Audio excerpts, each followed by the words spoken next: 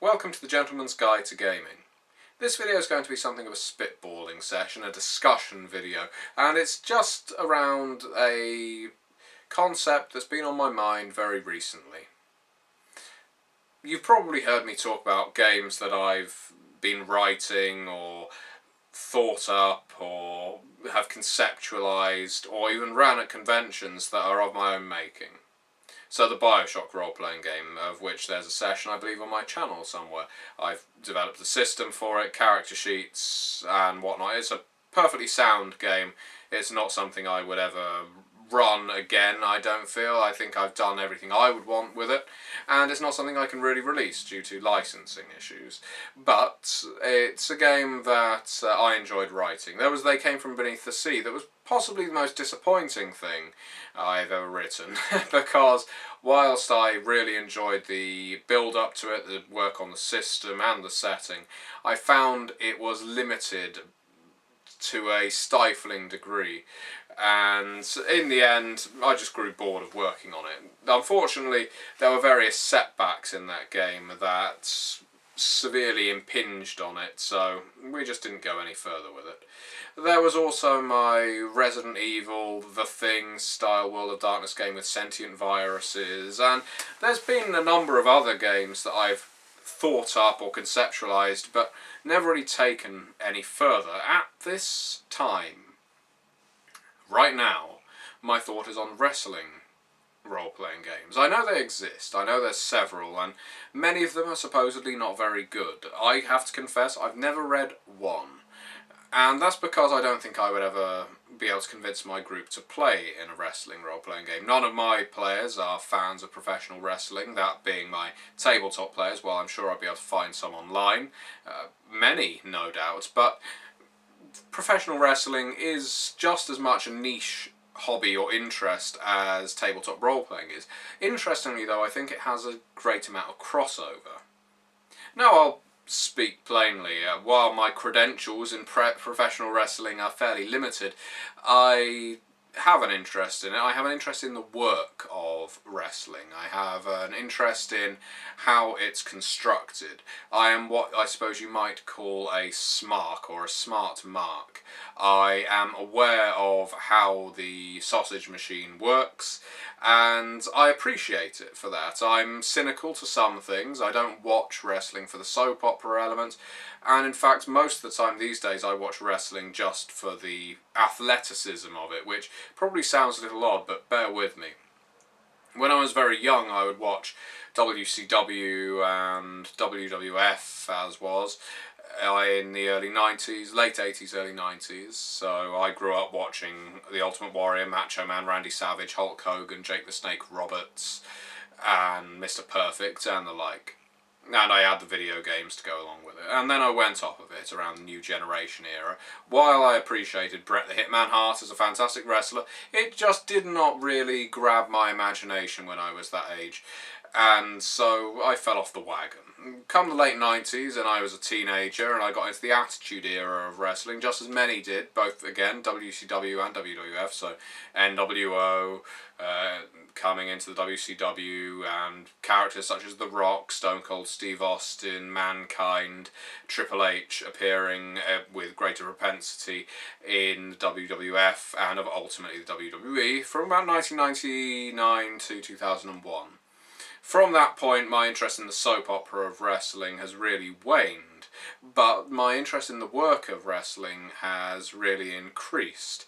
I find it fascinating that these performers go out, like at a circus, and go out many nights a week and throw themselves around, perform these incredibly agile, athletic maneuvers, make them look like they hurt when not hurting one another.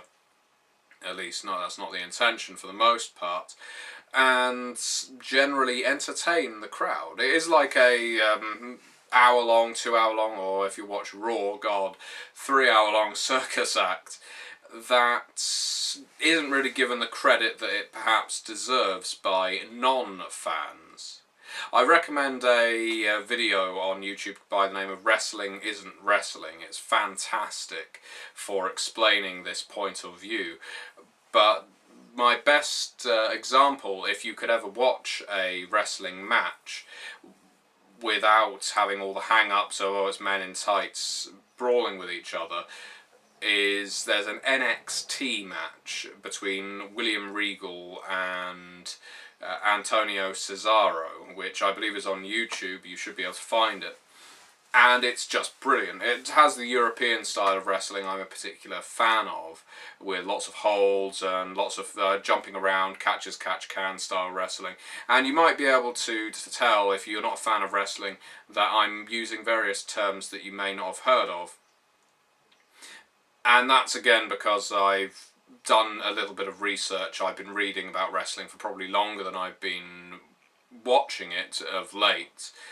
And it really interests me. Now, why does this play into role-playing games? Well, the idea of people going out pretending to be characters, throwing each other around, pretending to hurt each other, fulfilling these little soap opera plots, getting from point A to point B to become the champion, win the gold, and do over your enemy, and recurring enemies, recurring allies, occasional team-ups that come out of nowhere, is very similar to a lot of plots in role-playing games. Hell, there used to be a wrestler in the WWF called Gangrel, and Gangrel's name was licensed from White Wolf. You could see it in the credits at the end of WWF matches, well, not matches, shows. It would actually say Gangrel TM, property of White Wolf Inc.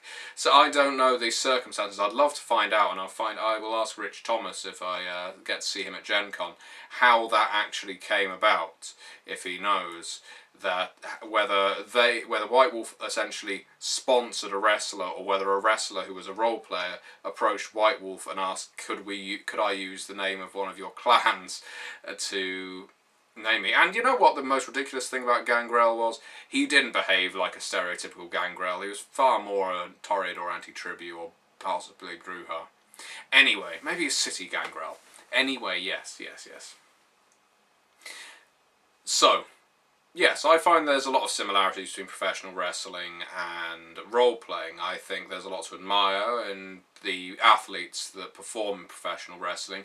And no, they're not really hurting each other, but that is the art of professional wrestling, that they can make it look real, that they can put you on the edge of your seat, that they can look like they should have just broken their neck, and yet 30 seconds later, or if they're properly selling, a minute later, they will get back up and start performing all kinds of moves involving legs, jumps, spinning in the air, and doing other amazing things that Adrian Neville seems to be capable of. This isn't dissimilar to, again, characters in role-playing games who can take a lot of punishment and then suddenly pull a massive weapon or spell or discipline out of their arsenal. Wrestling role-playing games, though, have eluded me for some time. I don't like the idea of playing a wrestling role-playing game or running one where the wrestling is real. I think that the idea of that, the conceit of that, is patently false. I don't think you could get people really behind that these days. And I understand that WWE or WWF role-playing games were of that ilk. I think these days you have to give credit to the fans, that they know what's going on in wrestling and that you know everything's a work. You know when something is a shoot, in other words, when the wrestlers are actually speaking from the heart. Whether if it's a work, in other words, is it scripted and planned out that way? Is an injury genuine? You get to recognise the signals that referees put up. That means that the wrestler in the ring is genuinely hurt, and you need to send out paramedics. You need to recognise when the chants of the crowd are actually affecting the match. You need to be able to see whether wrestlers are communicating in the ring or whether they've choreographed everything in advance, and that is always very impressive if they can do that for a match that lasts longer than 5-10 minutes.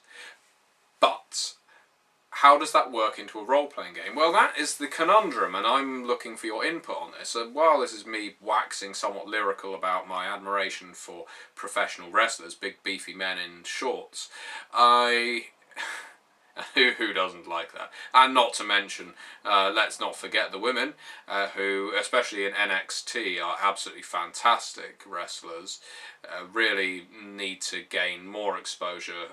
Wrestlers like Charlotte and Bailey, and so on. Names always escape me when I put on the spot like that. So how to work it into a role-playing game? Well, I think you would actually need to play your wrestlers as human beings with families, with your contacts, with your resources, with your allies, with your backgrounds, with your training backgrounds. How did you learn wrestling? Did you learn it in a barn? Did you learn it from a professional wrestling school? Did you come up through the ranks? Again, that will have an effect on the sorts of character you're playing. Did you come up through the independent circuit? Why are you all together now? I like the idea, while it would be certainly generic, and I'm not suggesting this would be a great sprawling campaign where you could have lots of different origin points and loads of different reasons for a group dynamic, but I like the idea of starting a campaign where the reason the party is together is because you all basically share a van. I remember hearing John Cena once say that in order to get from stadium to stadium or arena to arena, he and various other wrestlers, the lowest paid wrestlers on the WWE roster, would basically share a people carrier, and they would go from place to place, always together, always sharing hotels together, always sharing the fuel bill because they couldn't afford to travel separately. I think that kind of bond is a good starting point for a wrestling role-playing game. You automatically have humans with human needs, human pains, possibly starting with various, if you want to put in World of Darkness terms, merits and flaws, flaws being maybe a painkiller addiction, steroid use, who are trying to avoid drug testing, a recurring back pain, family problems, you've got your multiple times divorced, a daughter that you've not seen in years, and so on. Embarrassing interview in which you reveal the truth of the work of wrestling, or that time you were arrested for carrying crack in your car whilst being in a car with your on-screen enemy, that sort of thing. You could have all kinds of backgrounds that play into that, and now the reason you are together could partly be because maybe you're in a stable together. In wrestling terms, a stable is when a bunch of wrestlers all sort of follow the same lead. So in, as an example, NWO in WCW were the anti-authoritarian wrestlers who fought against the system and would spray paint on enemies, on the people they beat, and generally humiliate them. Now, because they were all allied on screen, it tended to mean that the wrestlers were all allied off screen as well. They would travel together, they would hang out together, or vice versa. They were all friends off screen, so they all became friends on screen. They just wrote it into their scripts. You can do that, I think, with a wrestling role-playing game, but that is what brings your party together. Now, how do you actually play out the game? Well, of course, you can just play out a simple drama and almost avoid what's going on in the ring, dealing with the politics of behind the scenes, politics of daily life, but that's not really much of a game. That is just the struggles of a travelling salesman or travelling circus performer. What you need is to work in your struggles in the wrestling industry, and this is where it can actually get suitably dramatic, because just as you may not like the other guy who works with you at the office, wrestlers don't necessarily like each other, and these professional wrestlers may not like the boss, and they politic behind the scenes. They form little cliques, they try and exert creative control over their own contracts, they try and vie for new contracts, and at the same time they're still training, and they're still getting injured, and they're still having to perform. All the while there's politicking going on, because people do want to hold the championship belt. It isn't just a scripted thing. If you hold the championship belt, you not only get to fly first class places, but you also get more money than the other wrestlers on the roster. That's actual fact. And the reason for that isn't just a work, it's because you have been basically selected as the face of the company. If you're holding a belt, not only do you get a bonus, for as long as you hold it, you are expected to do more PR, you're expected to appear at more conventions, you're expected to talk more, and so all of these things play into it. And you can have stats that relate to that. It isn't just your strength that plays into it, it's your ability to work on a mic, your ability to work the crowd, the ability to come up with a suitable catchphrase, a character, a costume, the amount of input you are allowed to put in, and the amount that's actually crushed down upon you by the corporate side of the business. Maybe you have to work with a gimmick that you don't particularly like. You don't want to wear this stupid bloody cape out to the ring because you did perfectly well without it in the independent circuit, but that's what the boss wants you to wear. Again, all of these things can play into it, but the heart of the game ultimately has got to be in the ring. And this means that rather than emulating reality here, you, at least WWE style, you'd need to have a greater focus on tag teaming, for instance, and wrestling stables of 3 or 4 people all in the same group, so that when you go out to the ring you can all have an impact on the match. Or indeed you could be rivals in the ring but friends outside of it, so 2 members of the party could be the faces, the good guys, and 2 members could be the heels, the bad guys, and so you will constantly clash in the ring. And then you could actually have dissension in the ranks. A tag team could split up. How does that actually affect the characters? Although they've done it on screen because it's scripted, now you will no longer have the closeness that you had before. Maybe one of you has been selected for a promotion, despite the fact you know that you only got that promotion due to the work of the other wrestler, and you're not sure how well you'll be able to do on your own. Just because you're going for a singles belt now doesn't mean you feel ready for it. You might want to push one of your companions up to it. Basically, my point is this. I think you can run a very interesting wrestling role-playing game where your characters get to develop their moves as well, and of course have to roll dice and perform in the ring, and still have to narrate to a large degree what you're doing in the ring. And I think you'd need some kind of pool that you need to spend to get the crowd on your side at certain times, but also rolling dice to see whether you botch your moves and pull them off successfully, and maybe get NPCs in as managers and so on. I think it has a lot of potential. I think you could run a role-playing game based on the wrestling industry quite well like that, but that is the thing I think is integral. I think you need to play it from the perspective that your wrestlers know that the acts that are performed in the ring are acts. They are not genuine feelings.